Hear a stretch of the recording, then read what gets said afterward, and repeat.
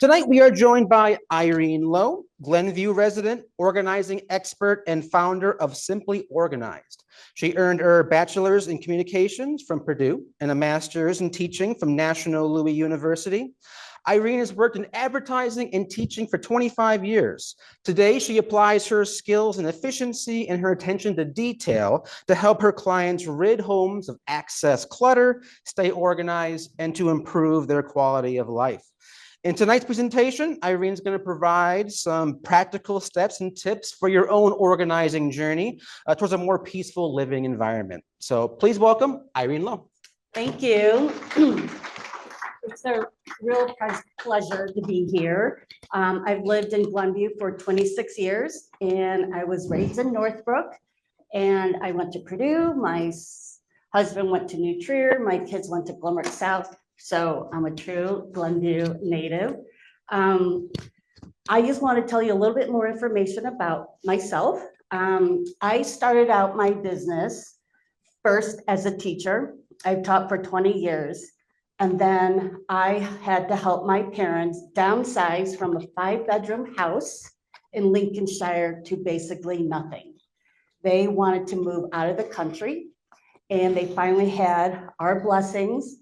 It was very upsetting, but we finally gave them our blessing, and I helped them to declutter, to consign all their furniture, to donate their furniture, and to pack everything up. I found them a realtor, handyman, replace their carpet, paint their house, and haul donations away. And I really enjoyed it. And I thought, boy, if they didn't have family around, how could anyone do this on their own? And that's how I started my business, and I love it. And I want to let you know that I learned how to be organized. I remember when I was in high school, my parents were living in another state, and their house quickly was put on the market and sold. And guess who had to manage that one? It was me. But they did come back to pack, but I had to manage everything. I had to hire people, I had a timeline, and I did not know how to organize myself. So I asked one of my really good friends who I thought was very organized, and she helped me create a spreadsheet. I said, how do you know who to call, how to keep track of what's going on, and how to follow up? And she taught me all that. And so I just want to let you know that I had to learn these skills as well. And I love teaching others, and I love being organized as well. I really want this to be interactive. That's why I asked Ryan to create our seating like this, because you will be talking to one another. You will be interacting. You will be sharing. Okay, and I also asked you to respond to some of these questions, and then we'll go over them later, okay? So what we're gonna first start out is, I'd like you to look in your wallets, your purses, and your bags. And I'd like you to find the one thing that does not belong in your purse, or your wallet, or your bag.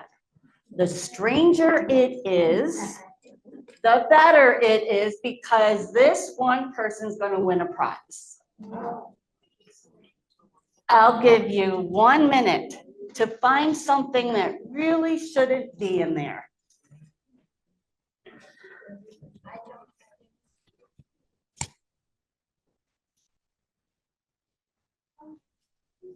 Something that you had for a long time.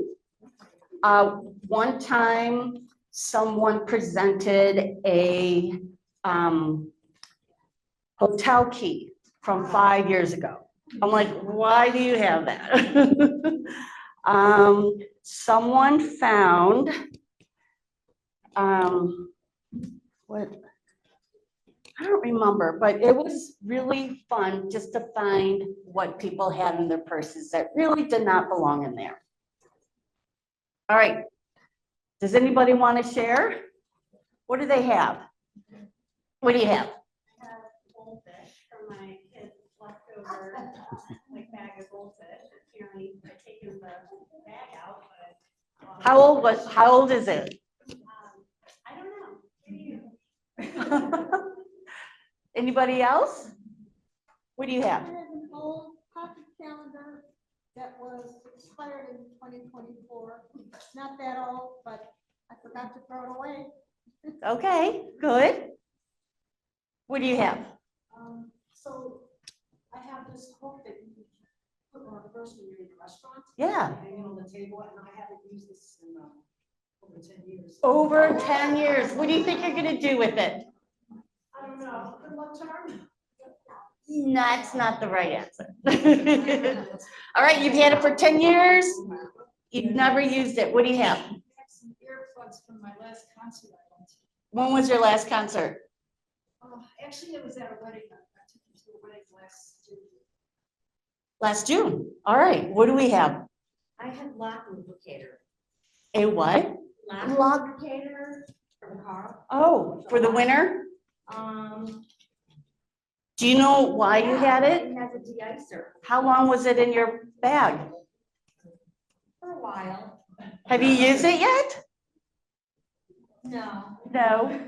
Do you want it? Yeah. Okay. Yes. Yeah, just in case. What do you have? That's true. If everyone wants to do it, we need a drill though. How did it end up in your bag? You know, very handy today. Do you know how long it's been in there? Maybe A week. Okay, one more. Yes, what do you have? have a tea bag in case the restaurant doesn't have the tea I like. So it's here for a couple of weeks or two. Have you come across that situation where a restaurant didn't have your favorite tea About a year ago. a year ago? So you've kept that tea bag probably for a year. I carry them all the time. The tea bag. Okay, well, those are great objects. And some of you may want to think about, well, that's probably something I want to throw away or not really have in my bag. Or does it take up much space? So far, not a lot of things have taken up much space, but I want to say the winner is the purse hook. You haven't used it for 10 years. Okay, thank you. Did you know it was in your bag? Yes, for some reason I just kept on changing the first. I couldn't rolling it over into another first. Okay, what if it was something really big and you're running out of space in your bag? So I want you to think about that, okay? So welcome to my presentation. I own Simply Organized and I've been in business for 5 years. And let's see, how do we do this? That's the microphone. Oh, sorry. Oh, That one. thank you. All right, so let's check out this comic here.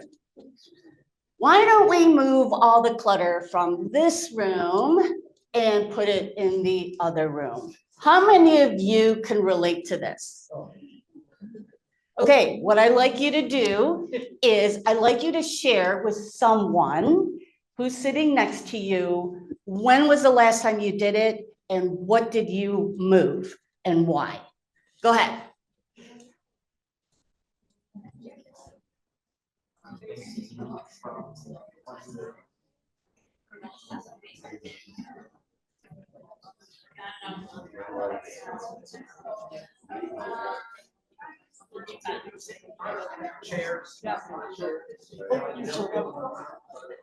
All right, I would like someone to share. When was the last time you moved one clutter to another room and you thought maybe you fixed the situation? Anybody want to share? What do you have?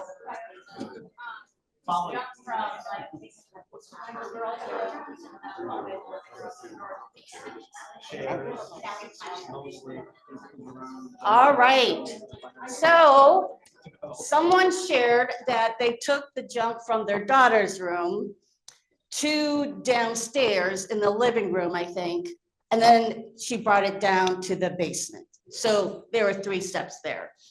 All right, so now the problem is in the basement, right? All right, how about this one? Do you think fighting clutter is like fighting weeds? How is it possible? Tell me why. I mean, when we chop down weeds, it keeps growing. How does that happen to our clutter? How does it keep growing? How do we add to it? The same room going downstairs, how much more can I put down? Okay, so bringing things, the same things or different things to one room. How else do we get more clutter? Buying too much stuff. Buying too much stuff, We don't need. yep, that you don't need. How easy is it to buy things now? Right? Back in the old days, you think, is it worth a trip to the store? And then if I don't like it, I have to drive back and return it. Now, we just have to click a button. It is so easy, and that gives us a lot of trouble, a lot. All right, so clutter appears sometimes with us noticing, and we also want to recognize that organizing is wellness, mental and physical health care. Mental, obviously, when clutter's around us, it does give us stress. It gives us less clarity. It distracts us. We don't find peace in the space that we want to find respite in, and physical health. Sometimes there are things in your paths, right? There's no room to cook on your countertop. If you are injured and you don't want to fall on something that really shouldn't be there. So we do have a crisis of stuff. The volume of self-storage units in the country could fill the Hoover Dam more than 26 times. And the self-storage industry is worth over $30 billion a year. I mean, they're popping up everywhere, right? The one across from Glenbrook South, the one on West Lake Street. I mean, I could go on. And around 14 million households in the US are paying for storage units.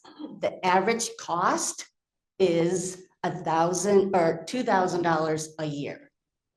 That is money that you can put away, invest, or you're spending money for your vacation. And do you think the things that we have in our storage, do you think we remember what they are? Do you think we will miss it? No. And it's most likely things that we don't really need. So why are you paying rent to store things? So there was a survey, and they have found out that the top most common stressors, triggers, top 5, one of them is that their house isn't organized enough. What do you think the top 4 are? Money. What else? Health. Debt. Moving. Divorce. And the 5th one is clutter. Sorry, it's not clear, but there you can see it. A garage of stuff. One day, son, all this will be yours. How do you think the son feels?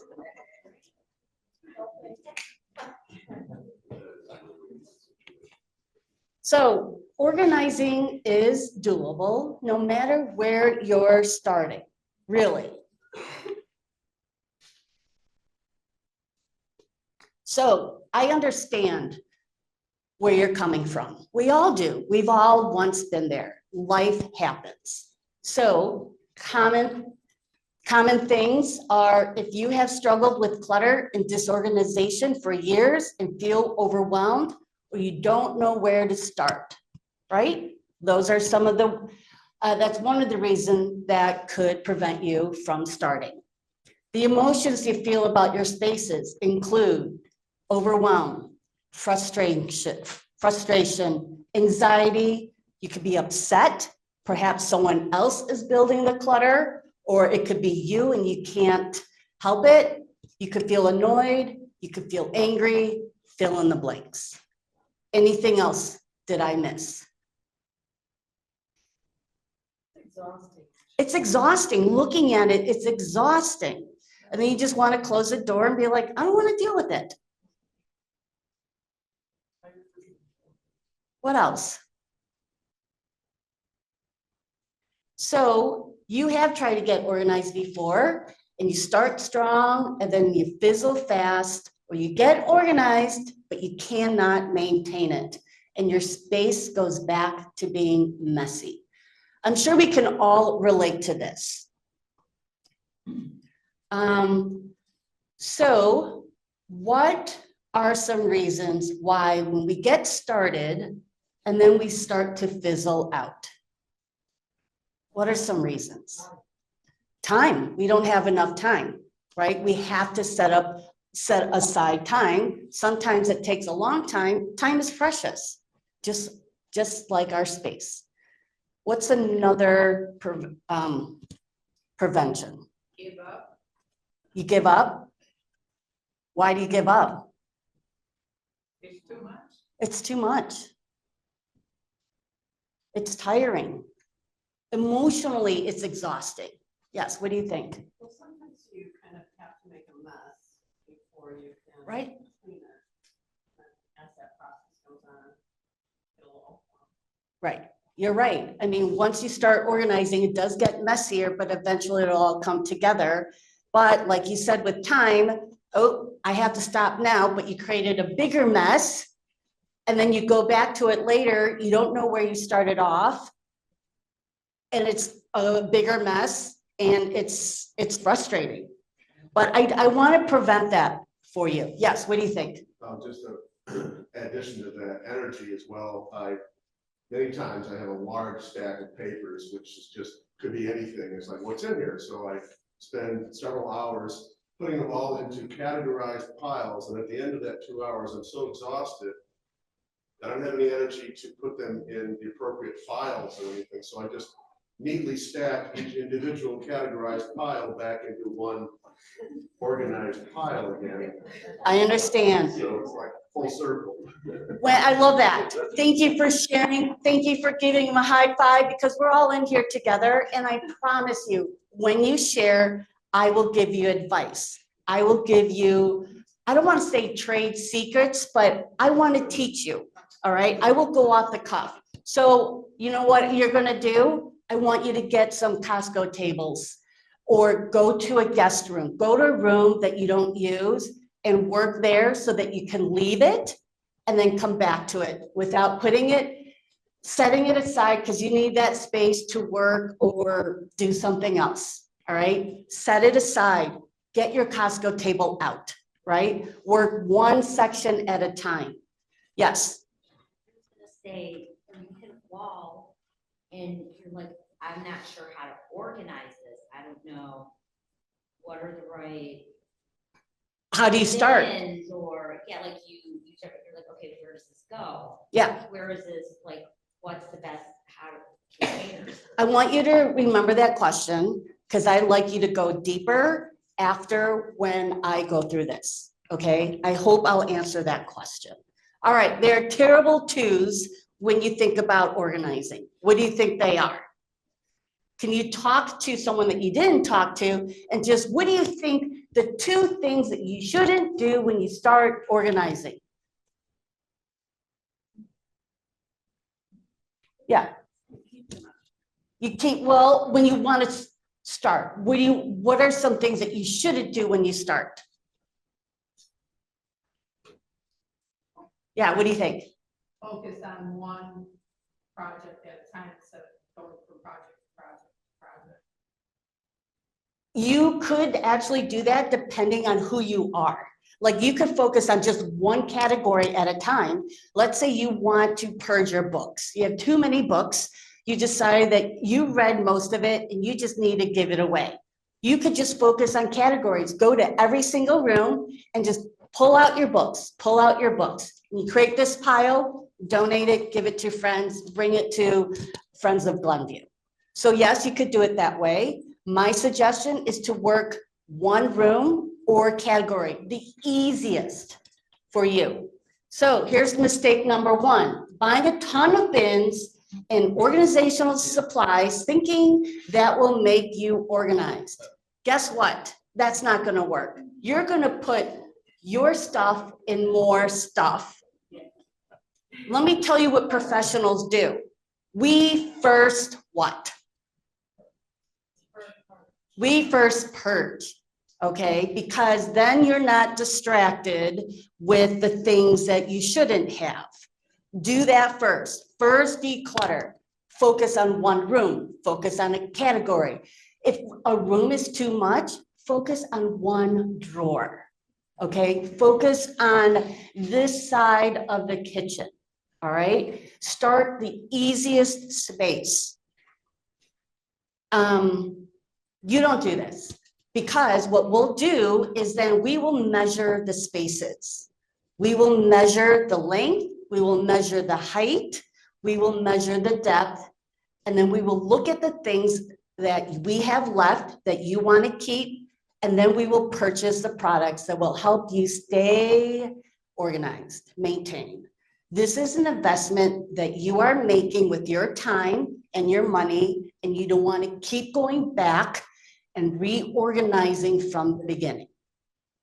So start with not buying the bins, because then you'll realize it doesn't fit, or I have too much of something and this bin is too small, okay?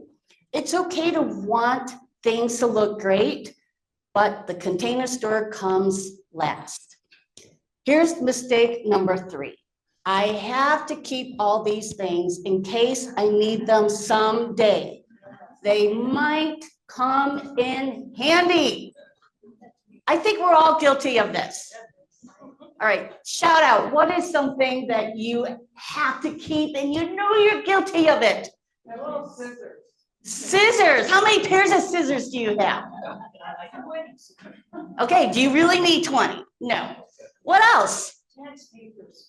Tax papers. You only need to keep the last 7 years. Guess what? Everything's online now. Everything's online. I just did my taxes today. And yes, I have the paper copy, but I also know that they have the digital. Okay, so shred them. And starting in April, at the end of this month, we have free shredding days at the Northfield Township. Thank you. What else do we just have to keep? Books.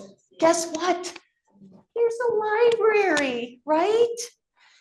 What could you do with those shelves? I want you to think of your space as hot realty space. You could put something in place of the books. All right. What I'd like you to have are things that are useful and it gives you pleasure when you look at it. When you have books on these shelves and then you have other things all around you, if you get rid of the books that you don't read anymore and you're just keeping, or you didn't have time to purge, or it becomes blind to you, think about the things that you could take off your floor and put on that shelf, right? We have the library. We get books online now. Really, we shouldn't have any books. Gift it to someone else. Keep some of your favorites. I have some of my favorites that I want to pass down to my kids and my grandkids. What else? Cords. Cords? Okay, everything we buy always come with cords. Are they transferable? Yes. I don't need 18 cords that look the same, that has the same end. You could clean out your cords. Keep some long ones, some medium ones, some short ones. That's it. Get rid of the others. And you need to recycle them as well to the Northfield Township. So starting this month until the beginning of October, they have these free drop-offs. All right, guess what? There are 4 swear words of organizing. These are the 4: might, could, maybe, and someday. Bonus points if you can use all four in the same sentence. So here's another prize opportunity. See if you can think of a sentence that uses all four words. Think of a room, a space. Think of a thing. And then let's go deep and think about why is it hard to purge some of the things before we start organizing. Do you have all four words in the sentence? What are they? I might be able to fit in it and I could wear it again. I'd maybe be able to wear it someday. Very good. What are you thinking about? Clothes. So what should we do in that situation? Here's my answer. We all want to lose weight. Okay, I do too. And let's be real. When we lose the weight, do we want to go back to our old clothes that we saved and saved? That's 2 sizes lower than that. You want to reward yourself. And I know, like the trend, if you're like to be trendy, the trend may not be there anymore. It's been a while ago, so the white is not really white anymore. It's yellow, right? So my answer to that, keep your favorites. Keep your favorites, but purge the rest, right? We're giving to others. I avoid Goodwill, okay? They have a business model I'm not really crazy about. I love donating to Wings. These are the places that I encourage you to donate to. Wings, Glenview Community Church, Winnetka Thrift Shop, the YWCA in Wilmette on Central Avenue. 100% of the proceeds go to great causes and they're run by volunteers. So they're not making any money. What about Salvation Army? Yes, the Salvation Army. So choose places that are involved in the community, which they are, and 100% proceeds go toward causes. Goodwill too? No. No, not Goodwill. Mhm. Habitat or whatever. Yeah, Habitat for Humanity, if you have, house things. Can you repeat those? All right, one more sentence. That's an awesome one. I like that. What do you have? I could open that drawer, but I might throw something away that maybe someday. Very good. What situation are you thinking about? Opening that drawer. Do you have a drawer in mind? Junk drawer. Yes, the junk drawer or the drawer that we just shove everything in. And we don't want to look at it. Great. Well, thank you for being brave. This is not a mini toilet brush. It is a skin exfoliator. Okay, so, all right, how we're going to make the magic happen. There's only 4 things I want to talk about. I want to go through it really quickly because I really want to spend a lot of time talking about your situation, your specific questions. We're going to work together on this. I could just tell you what to talk about, and I want to encourage you guys to work with each other, giving each other strategies, and then we'll talk about it and then see if that would help you. All right, so we're going to prioritize first. What is the most pressing category in your house? Books, cords, clothes, in your house that needs to get organized. If you could wave a wand and fix one thing magically, what would it be? So what I hear a lot is basement. Overwhelming, don't know where to start. Most of the time, basements and garages are our dumping ground, right? Because you don't see it. People don't really go down there. And most likely, just like a storage unit, you don't miss it. You don't care about it, get rid of it. Office and papers, totally get that. First step is try to do everything online. Get your bank statements online. stop getting paper mail. Okay? This papers you can definitely apply to what we're going to talk about. Living room. Living room, we usually use it as a sitting room when guests come over. But during COVID, do we have a lot of people coming over? Then it becomes, again, our third dumping room, right? All right. So here's some priorities that you probably have thought of. Winter's coming and we can't park our cars in the garage. Well, that should be probably a priority or a common priority in the winter. There's unopened mail on every surface of my office desk, and I don't know where my passport is. I can't find that perfect dress I have in my closet, and I don't want to buy another one.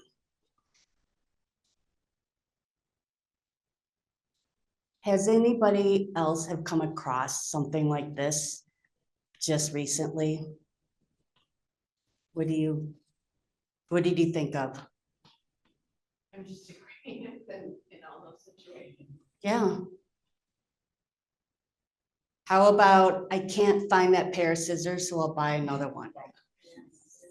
How about, okay, where's that nail cutter of mine? I need to, cut my nails, and all right, I'll buy another one. And then when you start organizing, I have 5 of these. All right, so you need to prioritize time. Designate a regular time and put it on your calendar, even if it's 10 minutes a day or 1 hour a week. I know that is so common sense, but I promise you, this will be a regular thing. You can prioritize one space at a time or focus on one category. So let's think about time here. When I'm in the kitchen, I have something in the oven. It's not going to be ready till 30 minutes, but I need to watch it. Guess what? You can organize your kitchen drawers or just purge. Or you know what? I only have time for 1 drawer, and do that, right?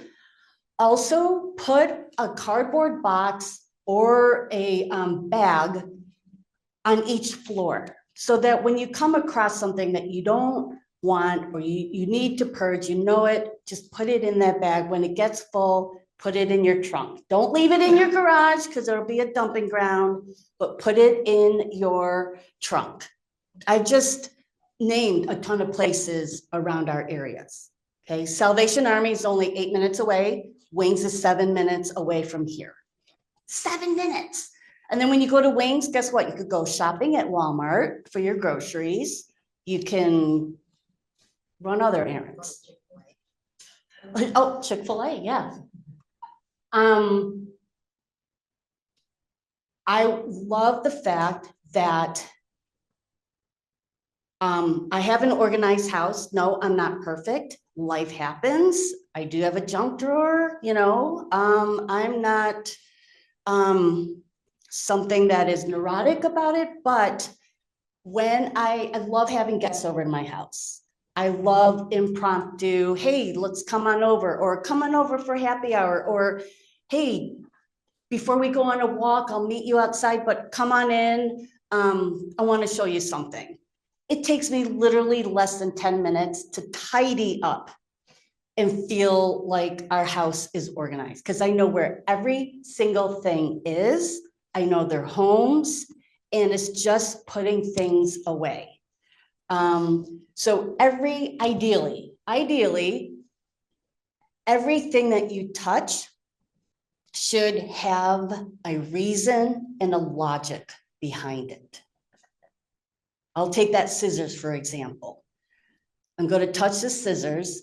I'm going to put it in this pencil holder with my other writing tools. So the logic is it belongs where it should be, because if I need to cut something, most likely I'll have to write something like a card. So I'll put it there, and it's in my office.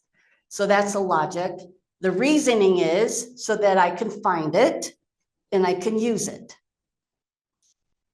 Does anybody want to stump me? What's something that's really odd that I probably won't have a reasoning or a logic behind it? What? When I had to move from my house to another state, I ran out of time to label all the boxes things went in, which are now in a storage unit that they've raised the rates on 3 times. And the thing is, when I go in there to try to go through things, so many of the boxes have nothing marked on them, and there's so many, and it's such a big unit that I'm totally overwhelmed. And when you go in there, the air conditioning is so cold. I have a chair in there, and I can sit in there and work on it, but it will take me, I don't know, weeks, maybe months to go through it. Did you miss a lot of it? Did you miss the things in it? I would say at least a third of the things in there are family artifacts that are going to be passed down. I can't get rid of them. So I'm just, and if they keep raising the rate, what I pay per year is going to exceed what we're talking about as an average by far. I don't want to pay for it, but I don't know what to do with these things. I moved from a house, a 2-level house, to a condo, and some of my space is limited. I can't bring so much to that. Yeah. I don't know what to do with that. That's a difficult one, and I agree, stay there and organize it, but I would probably say purge most of it or take the family artifacts home and store it somewhere so that you could go through everything really quickly or get help. Work one step at a time, right? One box at a time. If you get overwhelmed, you're not going to start. You're just going to have to start. Well, my building does not have an elevator, and these boxes, I would have to get upstairs by myself. Yeah, that's hard. You know. We could talk about that later. Yes. So my husband, we had a big unit, or Tom's brother did. And he wanted his son to go and look through it and finally take care of it. Everything was stolen. Oh. Everything was gone, all the family heirlooms, everything. Best declutter. And it was after we thought it was so important to have all these family heirlooms and so on, not missed at all. But everything was stolen. So you have to be careful with those units. We paid to, I'm laughing because we were so shocked. And now it's a little bit funny. I don't know why. Well, that's a perfect example of It's all gone. it's kind of a blessing in disguise, It is. right? There's things you can't take it with you when you're gone. And honestly, our kids, the next generation, they don't want our things. They don't want our things. And I'm telling you, I sometimes consign for clients. I know what sells, what doesn't. You had to beg people to take your china cabinet. But you could repurpose it to a bookcase. Okay, you could paint it, repurpose it as a bookcase, which I've done with mine. No one wants your china. But let's say it's from a special person. Keep one bowl, keep a teacup, use it as something to put change in, put jewelry, before you go to bed, put your jewelry in there, whatever. Okay, and that's something that you can actually see every day and use. Yeah, I didn't mean to be insensitive. After I said it, I thought, my God, I'm being insensitive. It was just happened to us, that's all. Yeah. It was precious stuff, precious. What storage? It was in Las Vegas. And I wondered if it was around here. no, it wasn't around I here. had 5 storage units, but my parents home. Yeah. Wow. Yeah. I just wondered if it was local. So let's think back about that comic where the son or the father opens up the garage door and he's like, someday this will all be yours. All right, so categorize. After when you purge, okay, you need to know what you have, how much you have, and then you'll know exactly what you need to do. All right, categorize. I'll give you an example. So there's categories. then there's subcategories, and then there's subcategories. And it's important to organize like this. For example, let's take clothing. All right, you have a huge closet full of a lot of clothes. And you don't know exactly what type of clothes you have because you haven't seen it in a while. And you just pick the clothes that's in front of you and you wear it over and over and over again. So you have work clothes or scrubs, athleisure, athletic, coats, shoes, and accessories. So let's just take one category, athleisure. So what does that consist of? Leggings, sweatshirts, tanks, t-shirts, and shorts, right? Then you break it down. Oh, what's wrong with this? Uh-oh.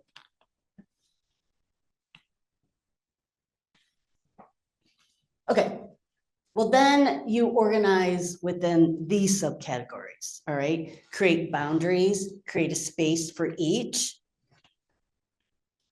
So breaking big projects down into smaller projects makes it more manageable. This is how our brain works too, right?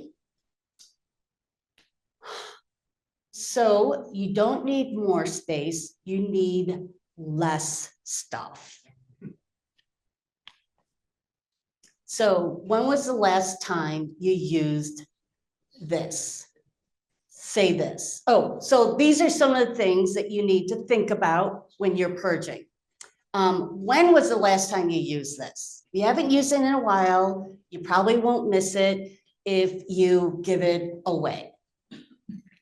Did you use the words might, could, maybe, or someday to describe this item?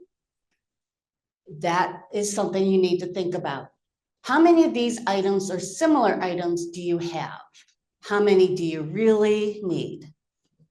Just pick the newest ones or pick the ones that you really like using or wearing and then give away the rest. And then are you keeping this out of a sense of sentimental attachment, self-identity, avoidance, fear of scarcity, or emotional comfort? I really want to talk about this because that's where people get stuck on. It's really hard for them to purge because of these sense of sentimental attachment. It was your mom's, it was your dad's, it was your favorite aunt, it was something. Well, let's think about this. Do you enjoy it? Do you really want to take up your space? No, then it becomes an obligation. If you think about the family who gave it to you or you inherited, they don't want to burden you. They don't want to burden you, and they don't want you to spend more money to store it, right? So we give you the permission to purge it. Or you could just take a picture of something, whatever that is meaningful to you. You can keep one of the items, like I had told you about the china. You could give it away to someone who is special to you so that you know it's being used. Or you could sell it and then use that money to memorialize your relative. Buy a tree, buy a plant, donate it to a cause that is meaningful to them. So self-identity. Here's an example. Someone collects a lot of, I don't know, stamps, and they have lots and lots and books and albums of stamps. Well, that becomes their identity, right? Or someone who collects a lot of cars, expensive cars, that definitely fulfills their self-identity. They feel good, they feel respected, they feel like they can show something. I want you to think about that, okay? What if you love knitting You have rolls and rolls and rooms full of different yarns. I think it's great. You're very prideful in your work. You take great pride in your work. You know that you are really good with the hobby, but how about sharing it? And really think about, why am I keeping all this and taking up the space that I really need? Avoidance, well, we talked about that. Fear of scarcity. This is something that's very common. For example, for someone of my mom's generation, she went through the war. There were 5 other siblings. My mom was the only student in her classroom who wore shoes. My grandmother made the shoes for her. They didn't know where they were going to get their next meal. I'll just be a little transparent here. My parents are first generation. I was born here. My parents came here only with $50 in their pocket. My dad had 4 jobs, and at one point, they did not know what they were going to feed me the next day. That is the fear of scarcity. And you know what I say to that? We're in a different time. We're in a different time. We are able to afford things that we want, or at least the necessities, right? There's plenty here. So we're not living back in the time. Common things that people save are empty jars, plastic bags, clothes, whatever. But you know what? You can always get another one. Why are you using up the space to save jars and whatever it is? My mom, she's so cute. She would take paper towel, Bounty. She gets the good ones and she demotes them. First time she uses it, you know, with food, countertop, she washes it and then it goes to the floor.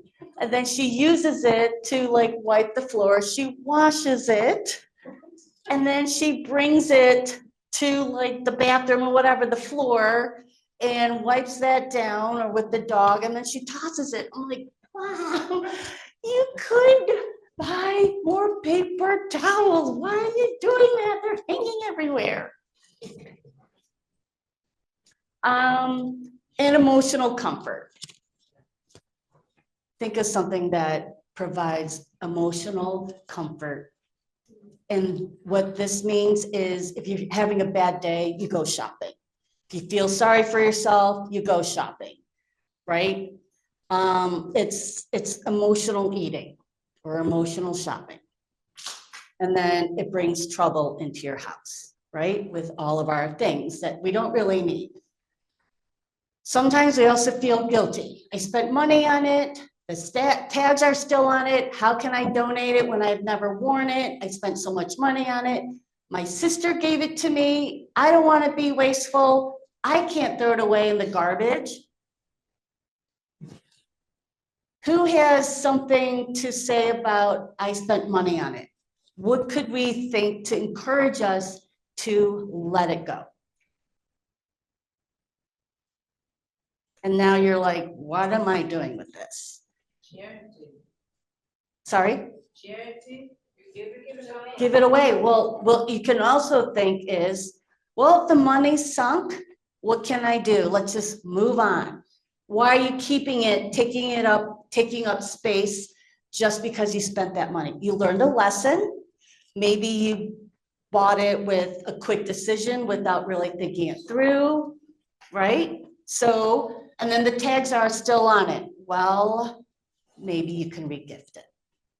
Put it in a gift box, that's okay.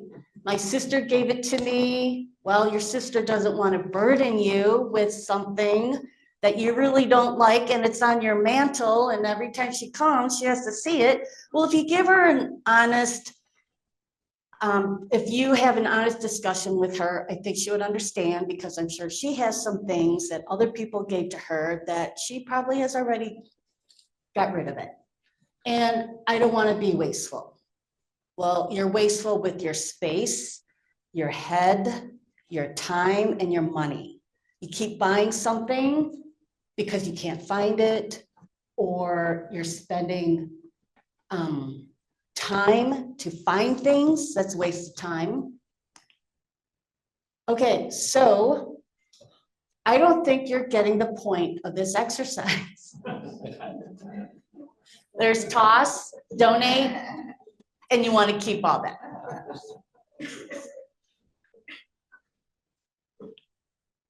So the last step of the 4, I'm sorry, I don't know why the pictures aren't working, is to reorganize it. Meaning, okay, so you got rid of everything, you started to categorize something. So now what do you do with all this? So we did talk about the China set. Now we have to think about products and things to keep us maintain the organization. Well, let's think outside of the box first. First of all, you have all these boxes that you don't want to get rid of. I love the Apple boxes. I mean, they're sturdy, they're beautiful, they're white. Some people keep them, but it's empty. Yes, you could fill them with things, but how about thinking outside the box? What could we use the Apple boxes for? Besides storing things and using the lid. Yeah. Batteries. You could put batteries in it. And they could be drawer dividers, like little drawer organizers. I mean, I have 4 people in my family. We buy 4 iPhones. If you have the box, guess what? You have 2 little white boxes that you could put in drawers, and you can put it in your junk drawer. This is where your change is. This is where, I don't know, right?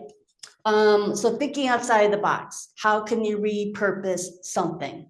I can't stand this cumbersome drying rack. There's this huge drying rack like that.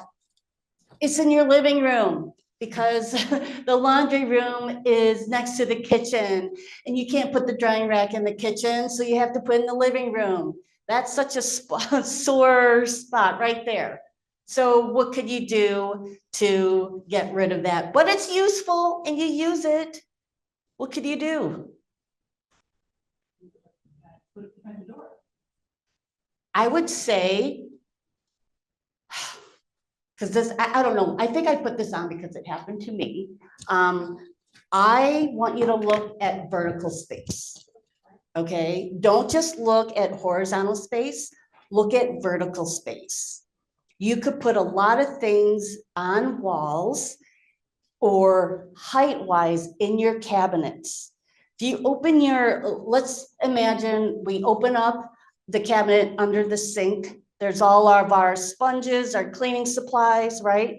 But then most of us have this much space above it. So we would get organizers to stack. You could get a stacking bin to use that height. Here's another example, a kitchen cabinet, or let's say your linen closet. You have these tall shelves, you can't move it. Don't forget, you can actually adjust the height of your shelves, but if you can't adjust it, so here are your towels, but then here's all this empty space that you have, but you have a ton of things that you want to put in there, or it's on the floor. There's these things called shelf risers.